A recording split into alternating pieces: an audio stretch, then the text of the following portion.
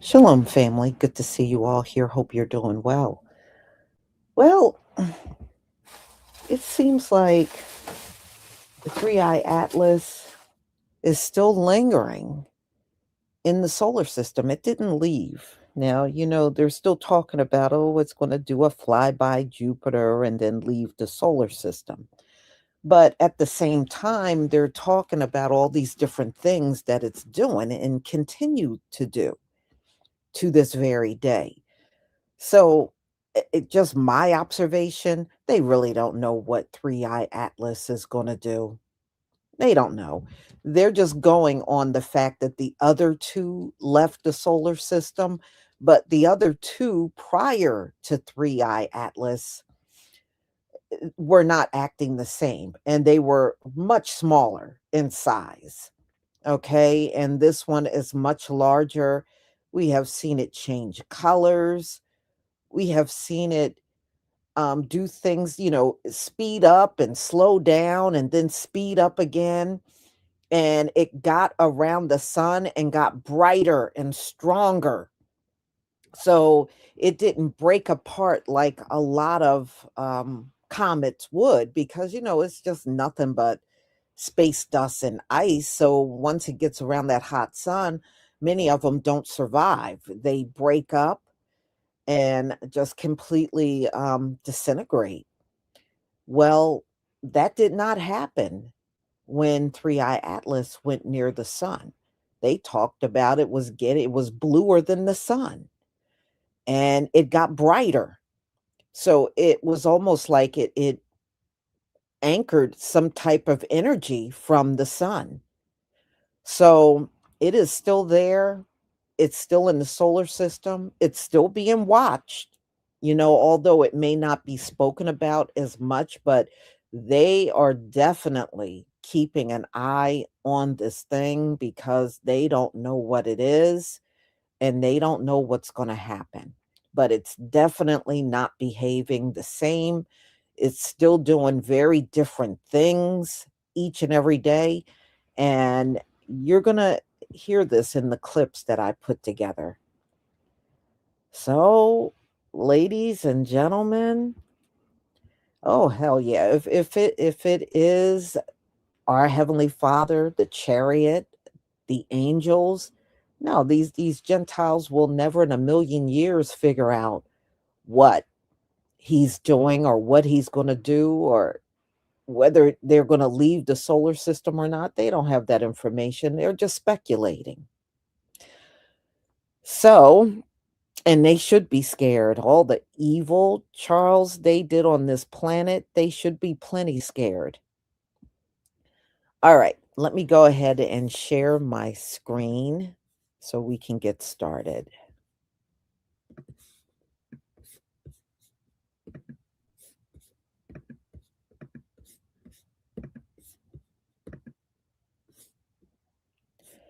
Please give me a one if you can see my screen.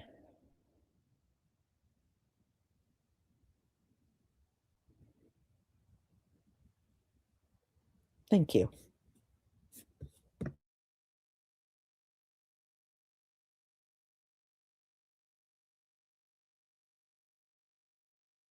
Ray just captured something at 12:30 this morning that's breaking my brain.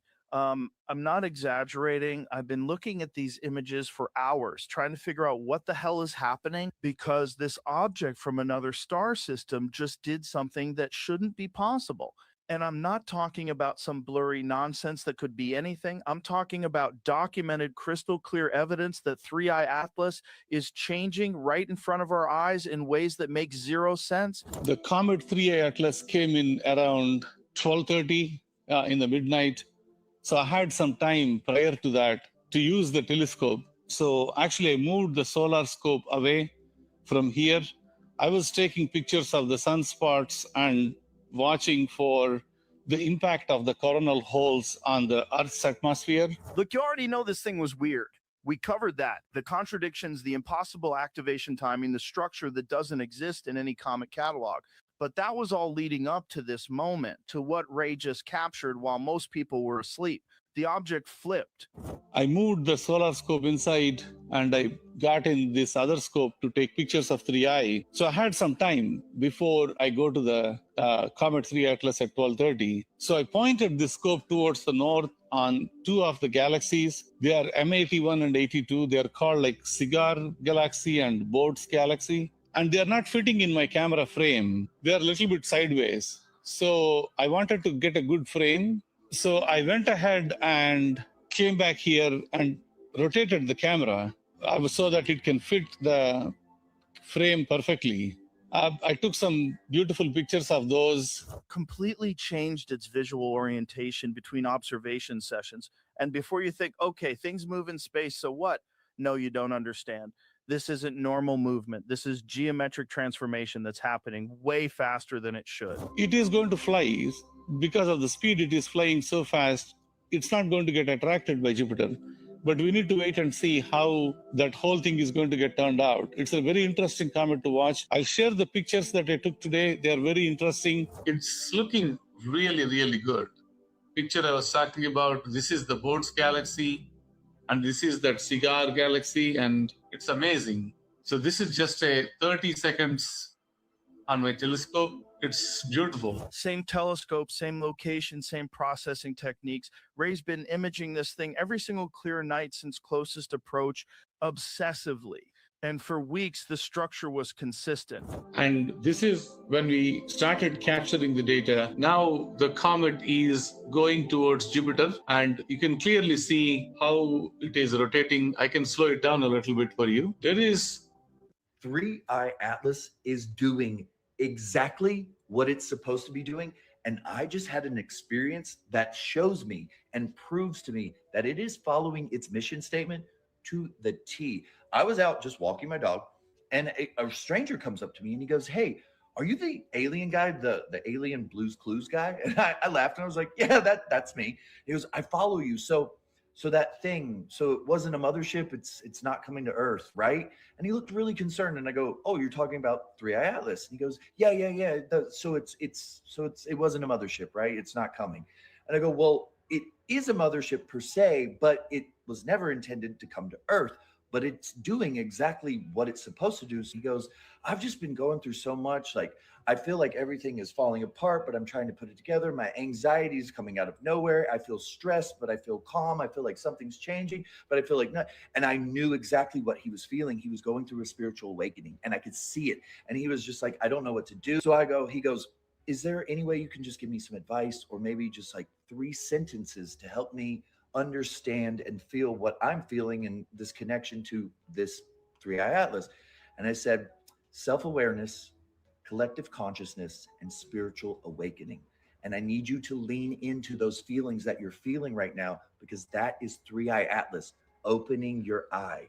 So lean into that." But the fact that me knowing that 3I Atlas's entire mission statement is to do all 3 of those things, and then to experience that in the wild with someone who needed to hear that and feel that. 3I Atlas is doing exactly what it's meant to do, and it's not a comet.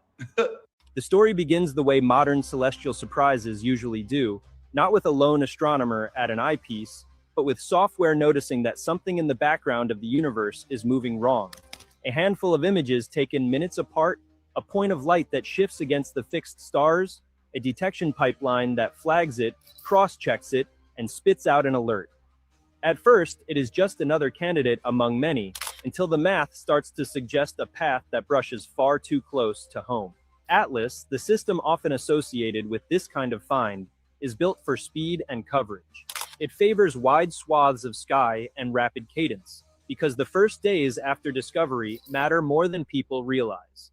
When an object is first spotted, its orbit is not a clean line carved into certainty. It is a probability cloud. Astronomers are fitting a curve to a tiny arc of motion, trying to infer an entire solar orbit from a sliver of observed track. Early solutions can be dramatically wrong in either direction. An object can look harmless on day 1 and worrisome on day 2, or the opposite, because each new measurement can tug the best fit trajectory across millions of kilometers. That is why a collision narrative can ignite so quickly. In the earliest stage, The math genuinely can yield Earth-crossing possibilities even if the real object will ultimately miss by a comfortable margin. The moment an orbit solution includes even a narrow corridor of potential impact, the language around it changes. Words like nominal trajectory and uncertainty region and impact probability begin showing up in briefings.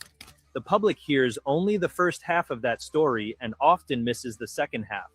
That uncertainty is not hedging, it is the main plot. In the case implied by the title, what makes 3i Atlas feel different is not only the proximity problem, but the phrase NASA just revealed something is very wrong. In the real machinery of planetary defense, the phrase something is very wrong usually does not mean someone discovered a secret catastrophe and waited to tell everyone. It tends to mean the data is refusing to behave. The object's track does not fit a neat gravitational orbit. The residuals, the tiny differences between predicted positions and observed positions, do not shrink the way they should as more observations come in. The object might appear to accelerate slightly or drift off the path that pure gravity would dictate. That is the kind of wrong that keeps scientists awake because it complicates the one task everyone needs done first: knowing where it will be. There are several ways a small body can behave badly in orbit. Calculations without any conspiracy or melodrama. One of the biggest is outgassing. If the object is comet-like, warming as it approaches the sun, jets of gas and dust can act like thrusters, changing its course by a small but crucial amount. Another is the Yarkovsky effect, a subtle push caused by uneven heat re-radiation, which can slowly alter the orbit of a rotating asteroid. A third is fragmentation.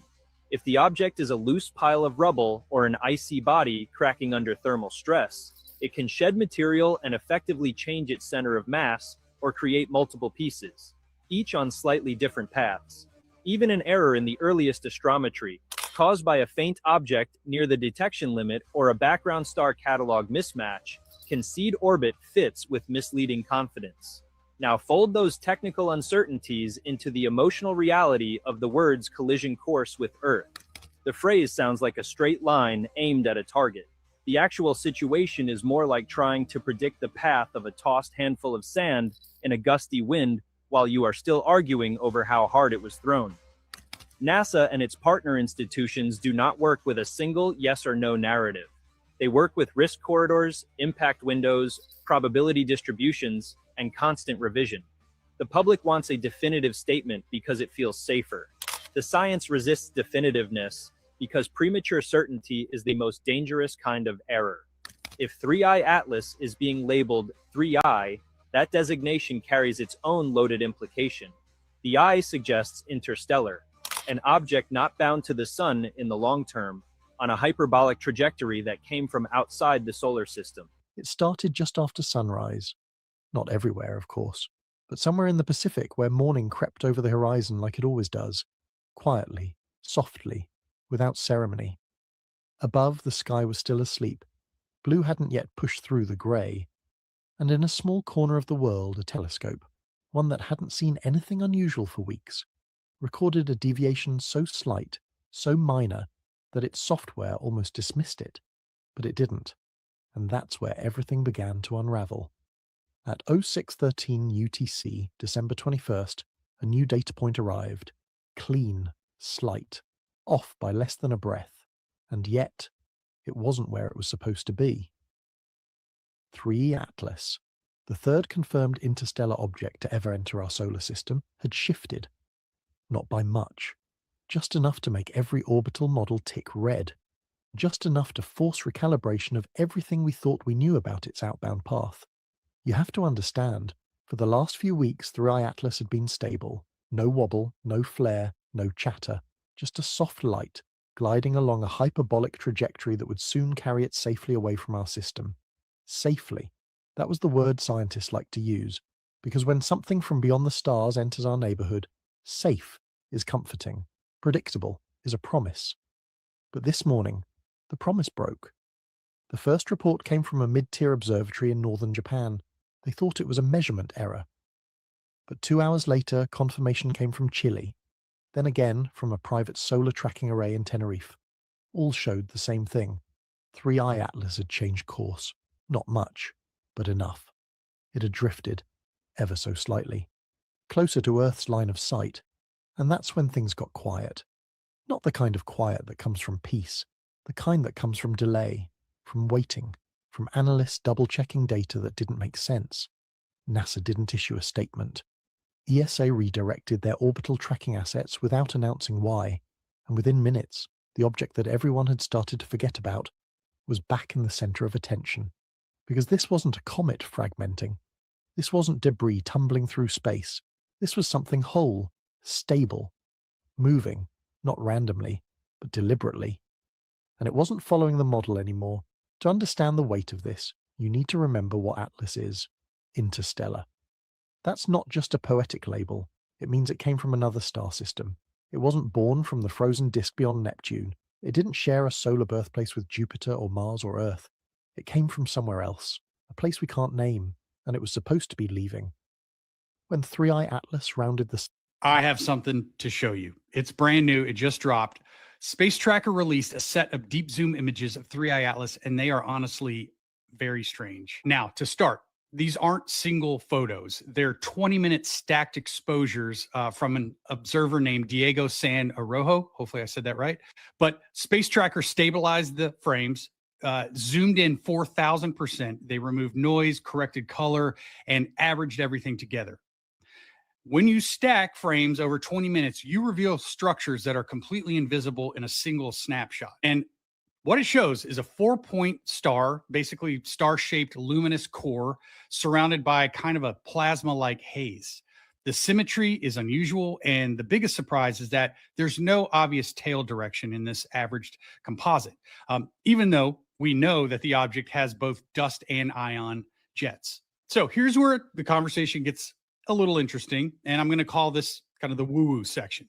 But it's worth talking about because, well, you'll see why. Just last week, Medium published an article called 3i Atlas Complex Jet Structured Angles Revealed. And in it... Look, I need to tell you something that just happened today. And honestly, it's the kind of update that makes you stop and realize we might be watching something truly unprecedented unfold in real time. NASA just changed the official status designation for this interstellar object, and I know that sounds bureaucratic and boring, but trust me when I say this is huge. This is their way of quietly telling the scientific community that what we're seeing is no longer business as usual. This isn't just a bright comet doing comet things anymore. Something is fundamentally changing with this object, and they can no longer pretend otherwise. So let me walk you through exactly what changed, why it matters, and what it might mean for where this whole story is headed. But before we continue, if this has your attention, you can subscribe, turn on notifications, and hit like anytime. And for the best viewing, switch to full screen and enjoy what's coming next. So, up until today, the official language around this visitor has been cautious but relatively calm. They described it as having a single nucleus, an active coma with some interesting features, measurable forces pushing it around that weren't purely gravitational, but nothing that screamed emergency. No confirmed fragmentation, no major structural concerns, just a weird interstellar comet doing its thing as it heads back out into deep space. That language just got rewritten.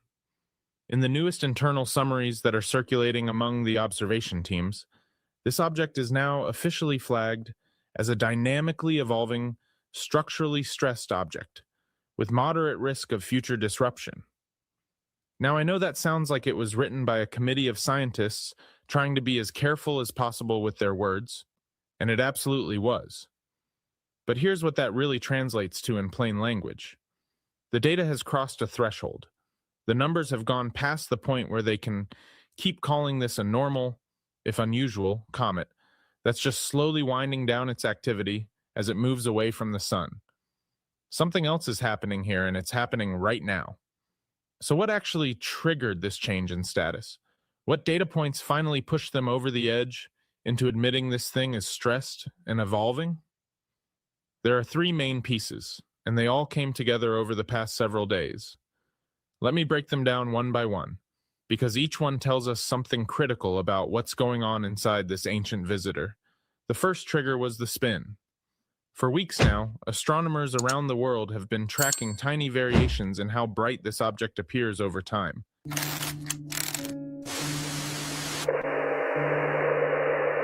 NASA just dropped another alert about 3I Atlas, and I need you to remember this because it's easy to miss. This time, the first warning didn't come from the images, it came from the orbit. And that's where things get uncomfortable, because when a comet's orbit starts talking back, it usually means something on the nucleus changed before our eyes even catch up. In a second, I'm going to show you why two totally separate teams using totally separate data ended up with the same conclusion. And once you see it, you'll understand why observatories are tightening their watch. But first, here's what happened overnight. A global network of tracking stations fed in a fresh batch of precise position measurements. Same telescopes, same target, same reduction pipeline. Nothing about the observing process changed. And yet, when those positions were plugged into the orbit solver, the fit started to break. Not violently, not dramatically, just enough to set off alarms in the math. The residuals went weird. If you've never heard that term, residuals are the tiny differences between where the model says 3I Atlas should be and where it actually appears in the sky. In a perfect world, residuals are zero. In the real world, they're always there. But they're supposed to be random, small, scattershot, like noise. That's not what happened. They aligned. They formed a pattern, and the whole pattern leaned in a new direction. That's the moment gravity stops being the whole story. Because if 3I Atlas were a dead rock, asteroid style, gravity would be enough. Sun pulls, planets tug. You predict the position precisely. But 3I Atlas is active. It vents gas. It throws dust. It runs jets. And every time material shoots out one way, the nucleus gets pushed the other way. That push is the non-gravitational force, a tiny rocket engine built out of sunlight and ice. And up until yesterday, we thought we had that engine pretty well characterized. Direction, known. Strength, roughly known. Orbit solutions, stable enough. Today, they weren't. To make the new observations fit, the solver had to tilt the non-gravitational push. Not a huge rotation, but big enough to matter. Big enough that the math refuses to close without it. So the first clue is this. The net thrust vector rotated. Now hold that thought, because here's where it gets eerie. While the orbit team was still arguing with the numbers, the imaging team finished processing a completely separate data set. No orbit fitting, no residuals, just stacked exposures from multiple observatories to build high-contrast views of the inner coma. And the images told the same story. Last week, the inner coma and the main jet looked stable, like a configuration you could trust. Like, okay, this is how it's venting right now. Today, it isn't. The inner coma, the bright fuzzy region close to the nucleus, is skewed differently. The brightest part of the glow moved, and the main jet, the dominant stream of material, tilted. It's leaning in a new direction compared to last week, but it doesn't stop there. Secondary features rebalance too. Smaller fans, side streams. Even the tail picks up a subtle S-curve that wasn't there earlier, like the whole system twisted slightly. So now you have two independent lines of evidence. The orbit says the net force rotated. The images show the jets rotated with it. That's not a processing error. That's not coincidence. That's a physical change happening right now.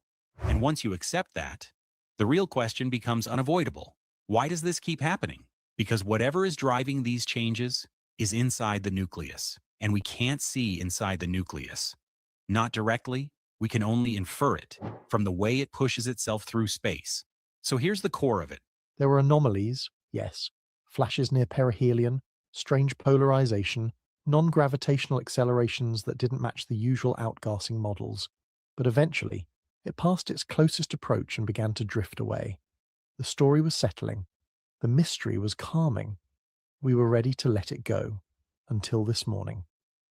What makes this deviation different? What makes it unsettling isn't the scale, it's the timing. Because objects don't just change course, not when they've already left the sun behind, not when the gravitational tides have already loosened their hold, not on a quiet morning, not after weeks of silence. This deviation looked clean, not like a burst of gas throwing off the center of mass, not like a fracture spewing dust, but like a pivot, a slow, almost imperceptible change in direction, exactly when Earth rotated into the line of view. Coincidence? That's the word you'll hear in interviews. An observational artifact, a transient fluctuation, minor error bands. But the telemetry doesn't lie. The object moved, and no one seems ready to explain how or why. All across the globe, the data stream lit up. Infrared instruments recalibrated. Orbital projections began adjusting mid-simulation. Radio observatories pointed at the sky, searching for signal drift. And somewhere, we can't say exactly where, high-resolution military arrays quietly requested archived footage of the region. Because when something interstellar moves against prediction, you don't just track it, you watch it, you listen to it, you try to understand what it's responding to. Later that morning, a faint signature was detected, not from the object itself, but from the region it had crossed.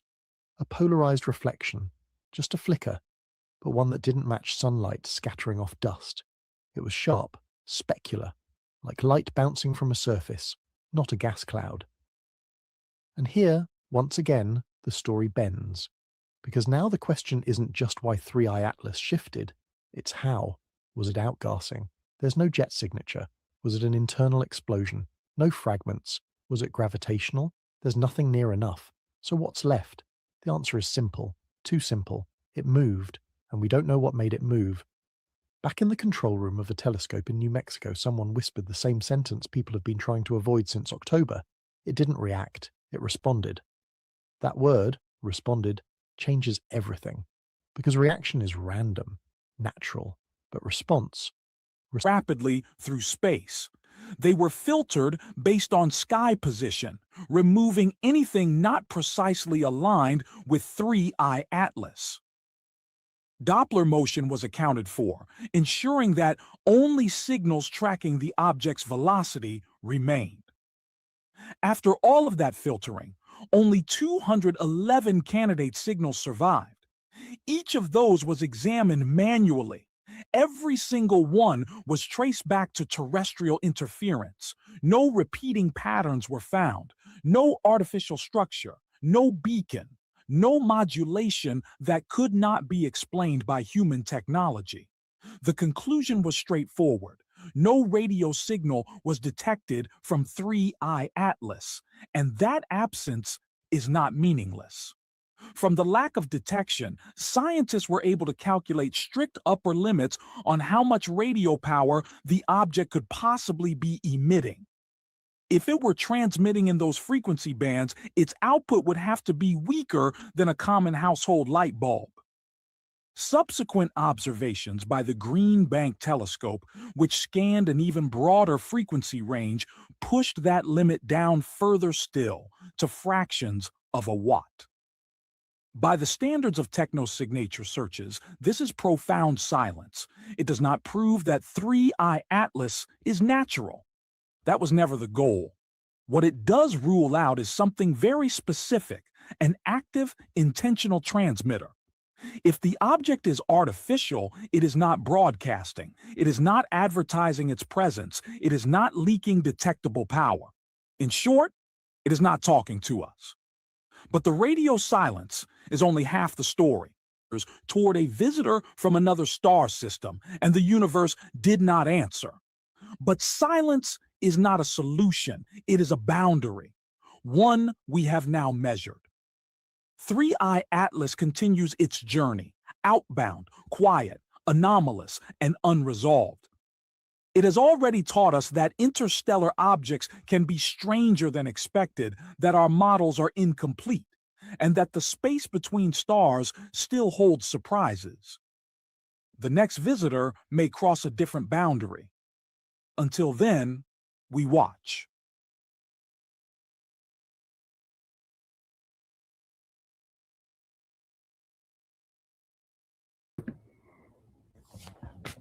Well, they're not going to figure this thing out, y'all. It's going to always be this type of reporting and speculating because they're never going to 100% figure this thing out. You know, number one, they never seen it before. and they really can't measure it up against anything that they've seen in the past or actual comets, because we know it's not a comet. So it's going to be interesting to see how this whole thing plays out. And already there's a lot of people putting videos out. Some people are still saying they don't think it's going to leave the solar system. It's actually going to stay in the solar system. And then you still got people thinking once it gets past Jupiter, it's going to leave the solar system. But we shall see. We shall see. You know? All I know is it's funny listening to them every day, because they really don't know what to say about this other than they never seen anything like it before. But hey, I'm looking forward to seeing how it's going to all play out over the next few weeks. But don't be surprised in 2026 if that thing is still in our solar system. Don't be surprised. So, y'all, I'm going to go ahead and conclude. Thank you so much for being here, and we'll definitely come back together tomorrow on different topics. Have a wonderful night, and shalom. And somebody was asking me, by the way, about the butter. The butter will be relisted tonight, and there's still edge growth butter out there as well. But, so you'll just have to use the thank you 10 to get 10% off of your purchase. So everybody enjoy your night. Shalom, family.